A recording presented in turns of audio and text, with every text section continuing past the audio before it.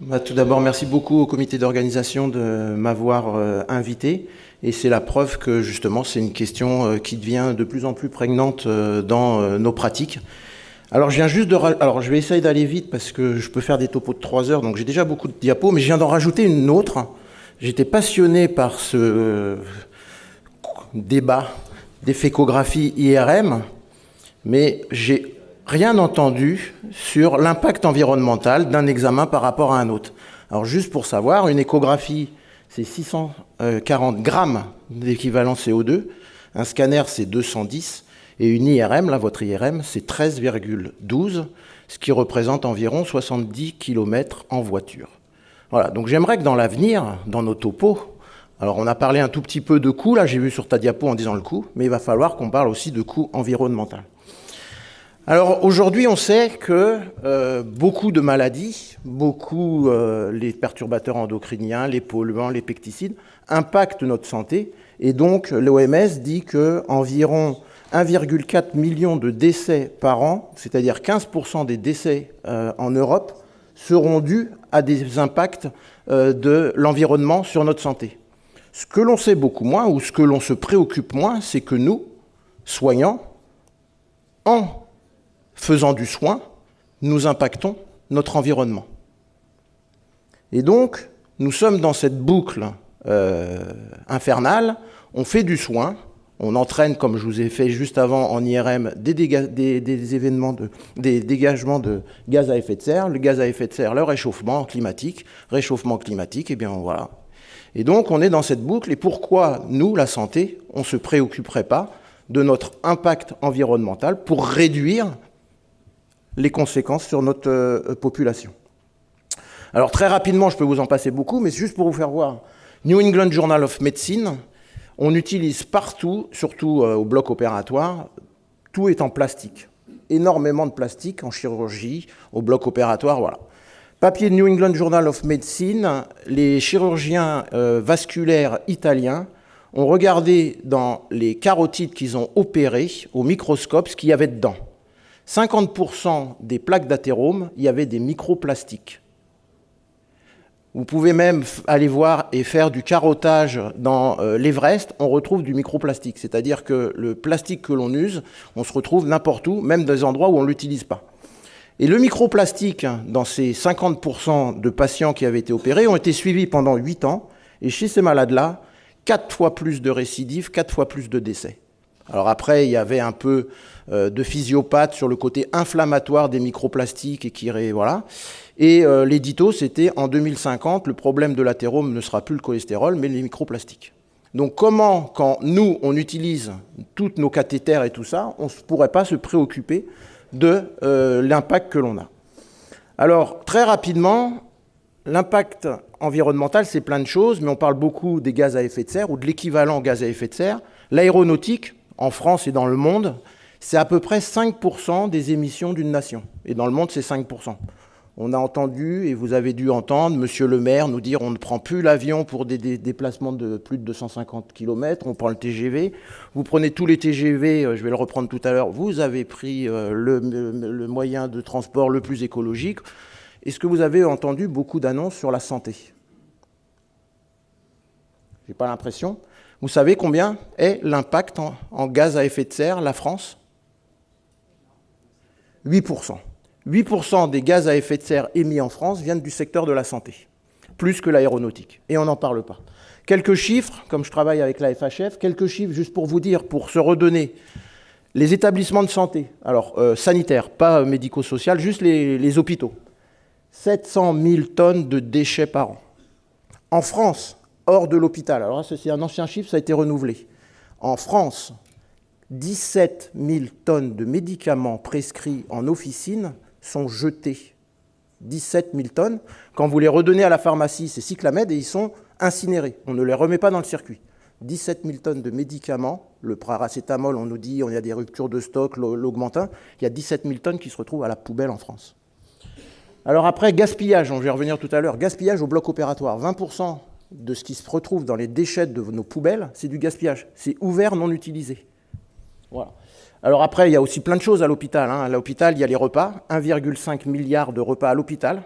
Donc, on ne va pas revenir sur là, mais sur les repas carnés, c'est 500 grammes de viande par semaine, c'est les recommandations internationales pour les maladies cardiovasculaires. Donc c'est pareil, les repas carnés le soir à l'hôpital pourraient sauter rapidement. C'est 87 millions de déplacements sanitaires par an. Voilà. Donc c'est des chiffres pour vous dire que le secteur de la santé, eh bien, on a un impact important. Et depuis quelques années, on commence à s'en intéresser. La preuve, il y a un topo ce matin, mais ce n'est pas encore dans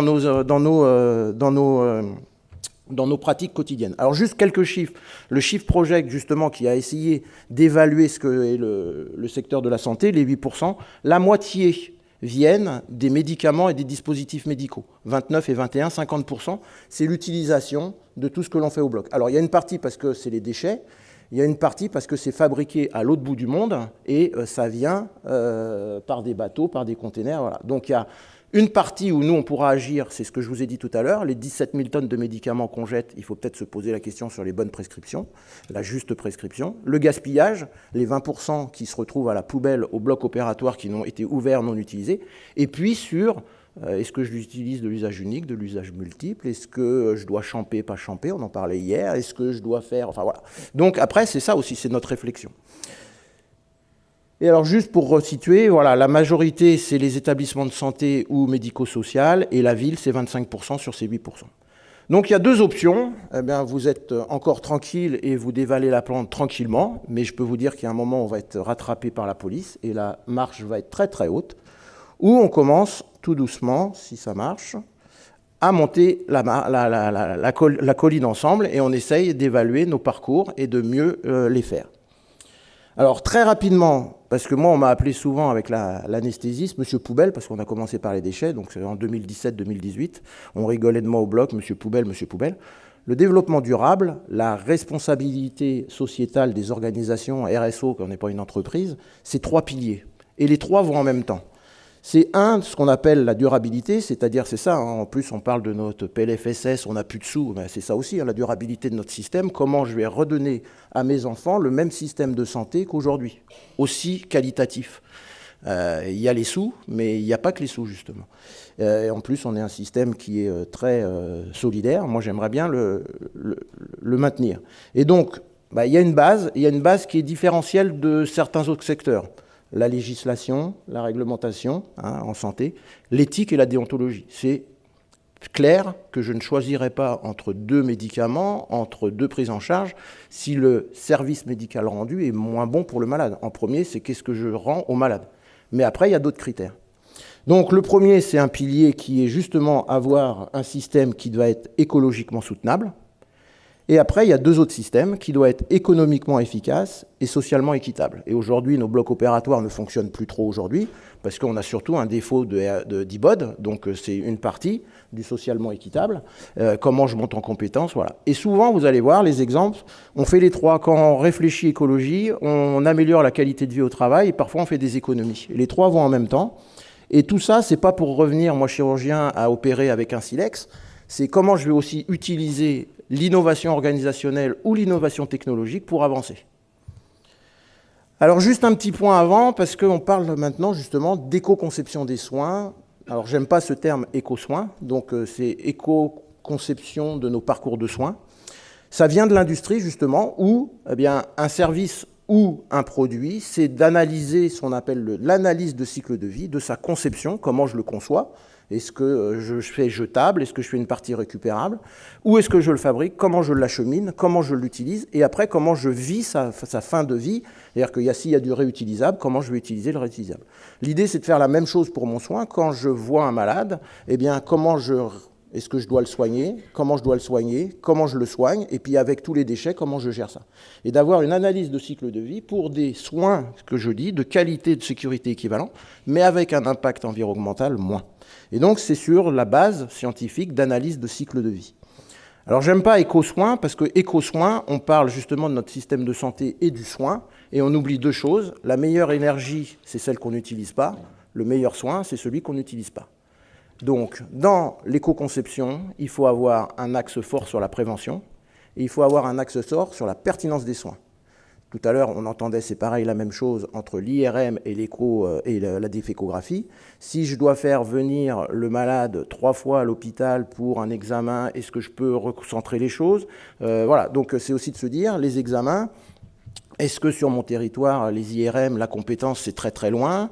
Voilà, donc c'est comment je réfléchis à la conception. Alors, si je vous dis tout ça, vous allez me dire, mais c'est trop compliqué, on ne va jamais arriver, parce qu'en plus, là, je vous parle d'impact carbone. Quand on fait une ACV, une analyse de cycle de vie, il y a 17 éléments. Il y a l'eau, l'acidification des sols, enfin voilà. Et donc, quand on parle, si on se dit, tiens, je vais essayer d'avoir le moins d'impact carbone, c'est une face du Rubik's Cube, il faut essayer d'afficher toutes les faces du Rubik's Cube. Donc ça devient compliqué, et du coup, les gens disent, bah alors, je fais rien. Mais on ne va jamais y arriver. Donc, il faut bien commencer. Alors sur le terrain, et rapidement, comment on a commencé, et ce que l'on peut faire, de façon très pratique. Alors la première chose, voilà, moi ça fait 12 ans que je réfléchissais à la pertinence des soins, comment on évalue nos parcours de soins, et pas juste, je suis content parce que j'ai 0% de complications. S'il ne fallait pas opérer le malade, je suis bien content. Et donc sur des parcours de soins qui étaient justement très compliqués, longs, sur du cancer du pancréas, sur du cancer du foie, avec plusieurs examens, bon, j'ai pris l'idée des centres anticancéreux sur le cancer du sein, j'ai tout réorganisé en une journée. Consultation avec moi, possibilité d'avoir un scanner ou d'une IRM le même jour, je revois le malade, l'anesthésiste en début d'après-midi, et depuis, il voit la diététicienne, ça va venir je pense, les anesthésistes, mise en place du blood management et mise en place d'activités physiques adaptées si les malades doivent être adaptés. Voilà. Donc c'est des consultations qui font la journée, et on a réorganisé tout ça. Et donc la question c'était de se dire la pertinence, c'était d'emblée, c'était sur la pertinence, et il n'y avait pas l'impact environnemental, mais on s'est rendu compte qu'on a diminué beaucoup du coût d'aller-retour à l'hôpital. On a évité certains examens parce que le scanner, il n'y avait pas le temps artériel pour un chirurgien, il faut qu'on ait le temps artériel parce que, voilà, enfin, il y avait des choses où on a évité des choses, et donc en dehors du coût, on a travaillé aussi du coup sur l'impact. Et donc du coup, c'était de se dire la pertinence, c'est la première chose, je vais aller rapidement. Et pour travailler sur la pertinence des soins, il y a différents modèles, mais il faut avoir des données cliniques, bien sûr, hein, voilà, la récidive, la durée de survie, enfin, mais il faut avoir ce que veut le patient. Opérer un malade d'une prothèse de hanche, un papy de 80 ans qui veut juste, lui, aller à la boulangerie le matin à 50 mètres pour marcher, c'est pas la même chose que quelqu'un de 45 ans qui est marathonien qui veut absolument recourir. Vous pouvez lui mettre une super prothèse de hanche, il peut avoir une superbe abduction, adduction et tout. S'il ne recourt pas, s'il n'est pas marathonien, il ne va pas être bien dans sa vie. Donc voilà, donc la vie, l'impact, le ressenti et le résultat est parfois différent entre les résultats cliniques et les résultats patients. Donc il faut avoir les deux. Et à l'avenir, je pense qu'il va falloir qu'on rajoute des impacts environnementaux, des critères environnementaux qu'il va falloir définir. Donc je viens de vous faire l'édito sur justement l'impact de nos pratiques dans l'avenir comme indicateur d'évaluation de qualité ou de pertinence de nos parcours de soins. C'est un groupe de travail où je travaille là-dessus avec beaucoup de publications justement sur la pertinence et maintenant l'impact environnemental. Alors en pratique, ça permet de réinterroger nos pratiques. On nous a parlé depuis des années, il faut être efficient, mais on nous parlait d'une efficience économique. Alors là, on larguait beaucoup de personnes qui sont dans la salle aujourd'hui, les professionnels, où, ok, il faut essayer de faire des économies, mais voilà.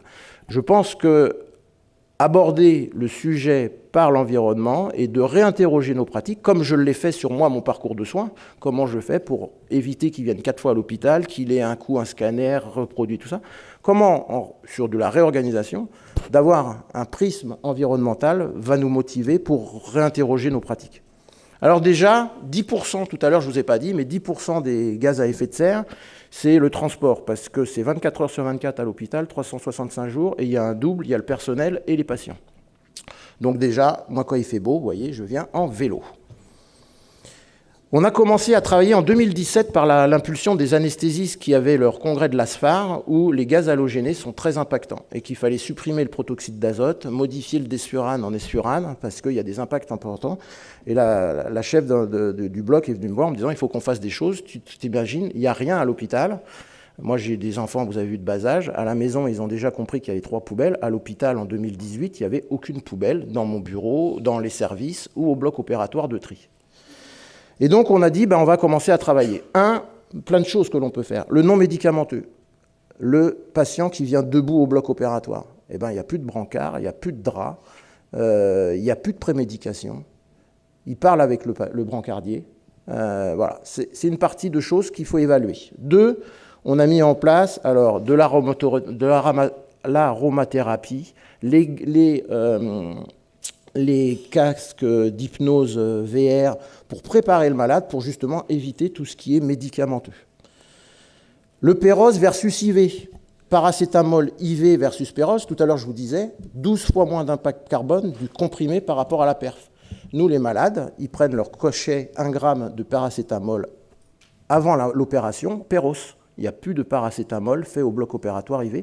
C'est 6 heures, donc sur les interventions, voilà. Et puis après, ils seront en ambulatoire, ils reprendront leur paracétamol Péros. Les daceries, beaucoup, on met tout, dès qu'il y a une goutte de sang, on met tout dans la bassine jaune. Voilà, donc les daceries, c'est cramé à 1200 degrés versus 800 degrés quand les DMO, donc c'est beaucoup plus d'énergie et de gaz à effet de serre, c'est beaucoup plus cher pour l'hôpital. Eh bien, quand vous faites de la politique au bloc opératoire, vous diminuez de façon importante, pardon, du coup c'est ça, c'est là, voilà. Vous diminuez du coup les quantités, vous diminuez aussi les euros pour l'hôpital. Donc vous voyez, des fois c'est lié. On a commencé le tri par tout ce qui était la ferraille. Et déjà, quand vous regardez la réglementation, je vous indique juste que toute entreprise de plus de 250... j'ai du mal, excusez-moi, donc c'est ça. C'est voilà, 2016, on doit faire le tri des 5 flux. Bois, papier, verre, papier, verre, métal, il m'en manque un, plastique. Voilà. Donc c'est une obligation. Donc je ne sais pas si tout dans vos blocs on le fait, mais c'est une obligation réglementaire. Donc on a commencé, donc voilà pourquoi on nous a appelé Monsieur Poubelle. On a tout mis au bloc opératoire, tout est trié. Tout est revalorisé. On a travaillé sur nos boîtes. Nous, on adore les chirurgiens d'avoir des boîtes comme ça pour une appendicectomie.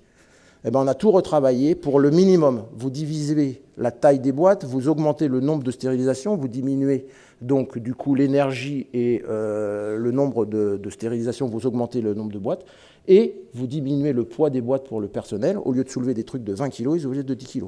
On a mis plein de choses en usage sous sachet, à usage unique. Le personnel a été formé pour ne plus tout ouvrir, parce qu'on ouvre le ligachour, les fils, les lacs et tout ça, et à la fin, tout va à la poubelle. Donc maintenant, il y a le minimum d'ouvert, on a fait des fiches, et après, c'est à la demande, pour qu'on jette le moins possible.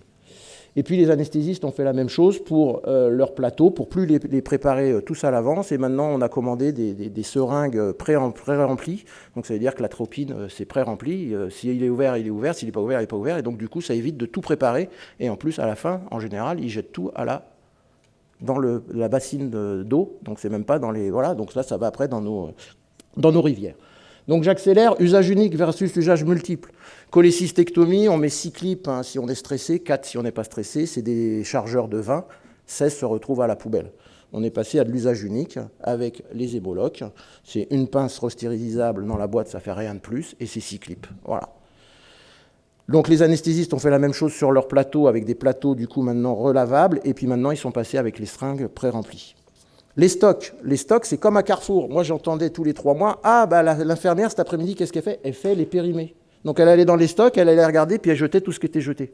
Eh bien, il faut faire comme à Carrefour, ce qui est derrière et devant pour les dates, et on tourne pour qu'on utilise, et qu'on utilise moins de périmés.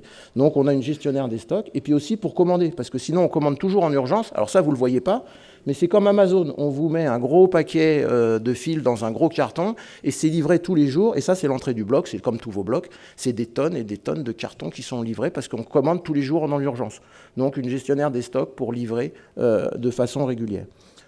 Des recommandations qu'on a fait avec un comité CRS où aujourd'hui il y a 24 sociétés savantes, et je vous invite donc à participer si vous voulez faire un comité développement durable dans votre société savante. Tenue de bloc opératoire usage unique versus usage multiple, recommandations. Sur le plan hygiénique, pas de différence. Sur le plan qualité de vie au travail, c'est mieux le coton. Et point de vue écologique, c'est moins. Et puis quand il y a des Covid et qu'il y a des perturbations de la livraison, eh ben, on gère ça aussi. Les calots aussi. Bon, alors, comme on est un centre universitaire, on a aussi la boîte à cochons pour l'expérimental. Donc, tout ce qu'on peut envoyer, on l'envoie. Économie de bloc énergie, on l'a fait aussi des recommandations. Voilà, ça c'est... Quand on peut plus, on peut le moins. Donc les blocs opératoires avec les classes ISO le maximum. Quand vous faites des hémorroïdes, il n'y a même pas besoin de classe ISO. Et là, votre ventilation, elle fonctionne 10 fois plus d'énergie. Donc les salles doivent être spécifiques à l'activité. Il y a des modes veille pour diminuer la nuit ou le week-end. Enfin, il y a tout pour économiser de l'énergie. Les 100 qui le font, c'est 40% d'énergie au moins au bloc opératoire. Et puis le personnel s'en est emparé. Donc moi, on est venu me voir et je ne gère plus rien. Patrick, dans le système ambulatoire, là, il y en a marre des bouteilles d'eau. Il faut qu'on repasse à de la vaisselle. Elles sont passées à la vaisselle, on leur a acheté un lave-vaisselle. C'est les aides-soignantes qui sont venues nous demander et de repasser sur le circuit ambulatoire tout lavable. Et puis, il y a, comme partout, une association des petits bouchons, parce que le plastique, je vais passer, mais il y a 7 plastiques différents qui sont différents. Voilà. On peut récupérer tous les bouchons en plastique au bloc opératoire. Elles ont mis les affiches, elles ont fait ça. C'était il y a 2 ans, elles étaient contentes, en 3 mois, 54 kilos de bouchons. Puis après, elles sont passées à 100 kilos de bouchons en 2 mois, et maintenant, elles sont à 180 kilos de bouchons en 2 mois, parce que tous les blocs se le font et récupèrent, et ça va à une association qui refait ça pour les enfants et qui revend pour les enfants hospitalisés. Voilà. Téléconsultation, eh bien, on était passé dans le Covid, eh bien, on est resté pour les anesthésistes, mais moi aussi, une grande partie de mes consultations de suivi, c'est de la téléconsultation. Les secrétaires étaient passés en télétravail. Ah bah, une fois qu'on est sorti du Covid, l'hôpital a dit tout le monde revient. Moi, j'ai dit non. Une journée de mes secrétaires par télétravail. Donc ma secrétaire fait une journée de télétravail, elle ne se déplace pas. Voilà, c'est tout ça qu'il faut mettre en place. Alors tout ça dans une bonne esprit.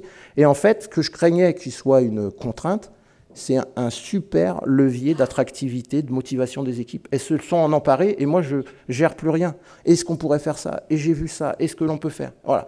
Et c'est vraiment la Green Team. C'est vraiment un système. Et ça, c'est l'entrée du bloc. Elles affichent ce qu'elles ont fait, ce qu'elles veulent faire. Voilà. Alors, quand elles sont passées dans le Parisien, elles étaient hyper contentes. Voilà. Donc, en conclusion, après, c'est tout l'hôpital. Ben, on entraîne tout le monde, la restauration, tout ce que je vous ai dit, on met des... Voilà. Donc, ça, je vais passer rapidement. Mais voilà. Donc, aujourd'hui, quand vous prenez votre TGV, vous avez ce genre de choses. Eh bien, je suis jaloux de mes petits camarades de Toulouse qui, quand ils rentrent au bloc opératoire, ils marquent ça. Voilà. Le bloc opératoire du CHU de Toulouse sont engagés dans une démarche de développement durable. On prend soin de vous et de la planète. J'espère que dans nos futures marques entreprises d'hôpitaux, ça sera aussi une chose et qu'on s'en défendra. Voilà, merci beaucoup.